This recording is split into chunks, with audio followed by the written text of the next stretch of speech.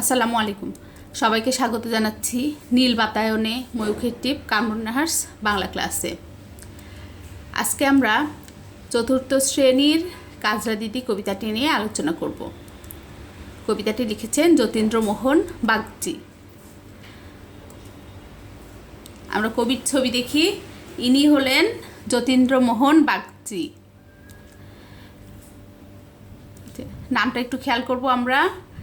যতীন্দ্রমোহন একসাথে লেখা, হ্যাঁ, যতীন্দ্রমোহন বাগচি। আর কবি সাহিত্যিকরা যেভাবে নাম লেখেন আমাদেরকেও কিন্তু ঠিক সেভাবেই কি করতে হবে, লিখতে হবে, এটা খেয়াল রাখতে হবে। যতীন্দ্রমোহন বাগচি জন্মগ্রহণ করেছেন 1878 সালের 27 নভেম্বর। 1878 সালে 27 নভেম্বর উনি জন্মগ্রহণ করেছেন। ওনার উল্লেখযোগ্য লেখার ভিতরে আছে কেয়া, বন্ধুর দান।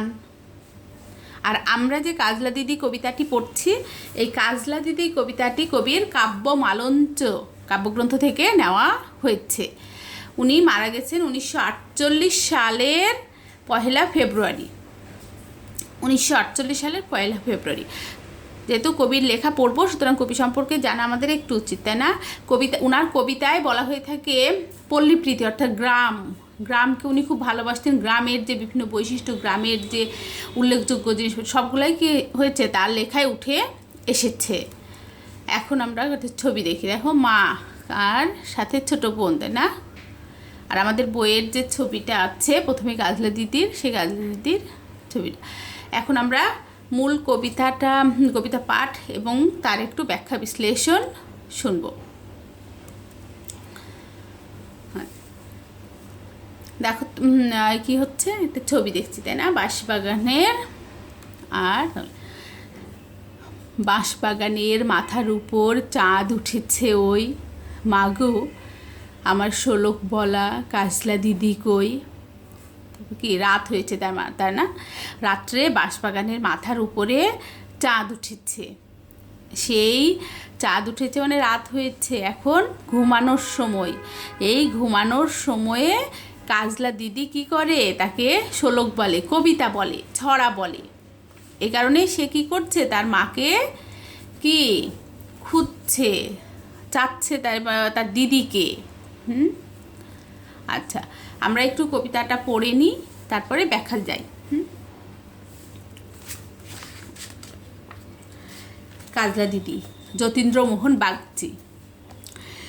বাঁশবাগানের মাথার উপর চাঁদ উঠেছে ওই, মাগো আমার শোলক বলা কাজলা দিদি কই। পুকুর ধারে নেবুর তলে থোকায় থোকায় জোনাই জলে, ফুলের গন্ধে ঘুম আসে না, একলা জেগে রই। মাগো আমার কোলের কাছে কাজলা দিদি কই। সেদিন হতে দিদিকে আর কেনই বা না ডাকো, দিদির কথায় আঁচল দিয়ে মুখটি কেন ঢাকো। খাবার খেতে আমি যখন দিদি বলে ডাকি, তখন ও ঘর থেকে কেন মার দিদি আসে না কো। আমি ডাকি, তুমি কেন চুপটি করে থাকো।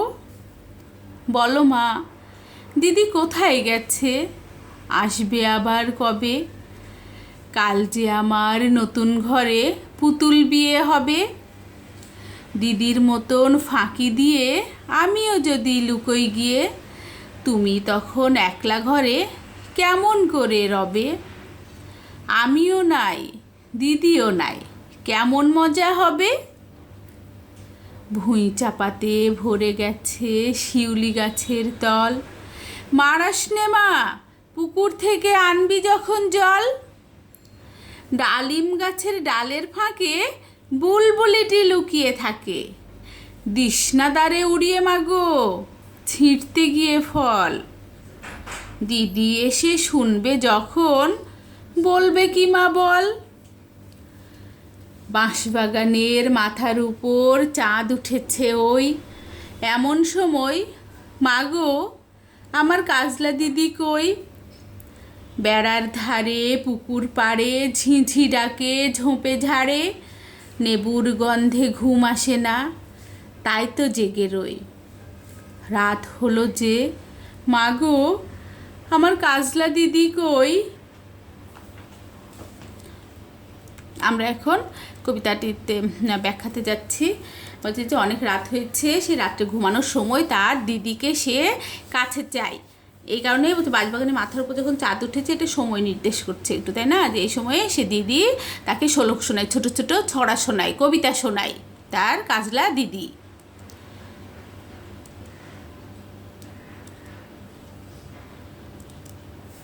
পুকুর ধারে লেবুর তলে থোকায় থোকায় জোনাই জলে। অর্থাৎ পুকুর ধারে যে লেবু গাছ আছে, সেই লেবু গাছের নিচে একটা কি থোকা থোকা কি জোনাকি পোকা চলে। জোনাই বা জোনাকি, হ্যাঁ, জোনাকি পোকা জলে। ফুলের গন্ধে ঘুম আসে না, একলা জেগে রই। মাগো আমার কোলের কাছে কাজলা, তারপরে ফুল চারদিকে কি ফুলের গন্ধে তার কি হয় না, ঘুম আসে না, সে জেগে থাকে তার কোলের কাছে, অর্থাৎ তার বুকের কাছে তার কি দিদিকে চাই। সেদিন হতে দিদিকে আর কেনই বা না ডাকো, দিদির কথায় আঁচল। তুমি যে সেদিন হতে অর্থাৎ যেদিন তার দিদি কি হয়েছে, মারা গেছে, না ফেরার দেশে চলে গেছে, সেদিন থেকে দিদিকে আর মা তো ডাকে না, মা তো জানে, কিন্তু ছোট্ট বোন সে তো জানে না। এখানে সে যখন জিজ্ঞেস করে, সে জিজ্ঞেস করছে কি যে যখন আমি ডাকি তখন তুমি কেন ডাকো না, আর আমি যখন কি দিদির কথা বলি তখন আঁচল দিয়ে তুমি কেন মুখ ঢেকে থাকো। মাকে তার প্রশ্ন। আবার কি যখন আমি খাবার খেতে আসি আমি দিদি বলে ডাকি, কিন্তু তখন ও ঘর থেকে তো আগে দিদি আসতো, কিন্তু এখন আর কেন আসে না। আমি যখন দিদি বলে ডাকি তখন তুমিও তো ডাকো না, আগে তো তুমি ডাকতা, কিন্তু এখন তো তুমি ডাকো না, তুমি কেন চুপ করে থাকো। তার অনেক প্রশ্ন তার মায়ের কাছে। তো কি মাকে আবার সে কি জিজ্ঞেস করছে, বলো দিদি কোথায় গেছে, সে কবে আসবে। আর যেহেতু সে ছোট, সে পুতুল খেলে, পুতুলের বিয়ে দেয়, এবং দিদি তার পুতুল খেলার সঙ্গী। যে নতুন ঘরে পুতুল বিয়ে হবে, তার দিদি নাই, তাহলে কিভাবে হবে।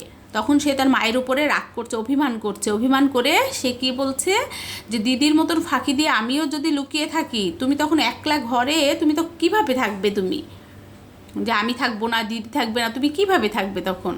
তার মায়ের কাছে তার প্রশ্ন। ভুঁই চাপাতে ভরে গেছে শিউলি গাছের তল, মালাস নে মা পুকুর থেকে আনবি। দেখুন যে ভুঁই চাপা, অনেক কি ফুলে ফুলে একেবারে, আসলে ওই জায়গাটা কি ছিল, তার দিদির কবর। সেইখানে সেই শিউলি গাছের তলে একেবারে ভুঁই চাপা ফুলে ভরে গেছে।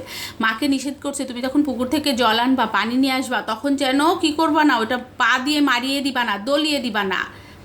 আবার কি আছে, ডালিম গাছ আছে, সেই ডালিম গাছের ফাঁকে বুলবুলি পাখিটি লুকিয়ে থাকে। বলছে বুলবুলি পাখিটা যখন লুকিয়ে থাকে, তুমি তাকে কি করবা না, যখন ডালিম ফল ছিঁড়তে যাবা তখন যেন তাকে উড়িয়ে দিবা না, কারণ দিদি এগুলো খুব ভালোবাসে। সে যখন এসে শুনবে তখন কি বলবে।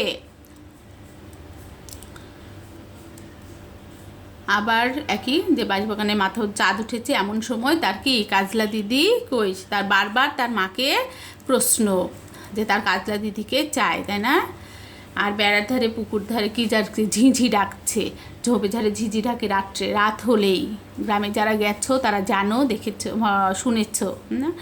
সেইখানে লেবুর ফুল, লেবু গাছে একটা আলাদা এক ধরনের গন্ধ, সে বলছে সে গন্ধে কি থাকে না, ঘুম আসে না, এবং এই কারণে কি থাকে, ছোট বোনটি জেগে থাকে। আবার মাকে জিজ্ঞেস করছে, রাত হলো যে, মা গো আমার কাজলা দিদি কই। অর্থাৎ যে রাত হয়েছে, এখন আমাকে শোলক বলবে, আমাকে গল্প শোনাবে, আমার কাছে থাকবে, আমাকে ঘুম পাড়াবে বুকের ভিতরে জড়িয়ে ধরে, সেই আমার দিদি কই। আমার দিদি তার মার কাছে বারবার করে কি তার প্রশ্ন। আসলে কবিতায় কি ছোট বোন এবং বড় বোন, দুই বোনের ভিতরে যে মায়া, মমতা, ভালোবাসার যে একটা বন্ধন, সেই বন্ধনটা দেখা হয়েছে। বড় বোন মারা গেছে, না ফেরার দেশে চলে গেছে, কিন্তু ছোট বোন সেটা কি জানে না, বুঝতে পারে না। তাই সে বারবার তার নিত্যসঙ্গী ছিল, খেলার সাথী ছিল, তার রাত্রের ঘুমানোর সঙ্গী, সমস্ত কিছু। এই কারণেই সে বারবার করে তার মাকে কি করছে, জিজ্ঞেস করছে তার দিদির কথা। প্রত্যেক দিন থেকে রাত পর্যন্ত প্রত্যেকটা অনুষঙ্গেই তার দিদিকে তার মনে পড়ছে, তার দিদির কথা মনে হচ্ছে। এই দুই বোনের বোনের ভালোবাসার কথাই এই কবিতায় কি হয়েছে, তুলে ধরা হয়েছে। সবাইকে অনেক অনেক ধন্যবাদ।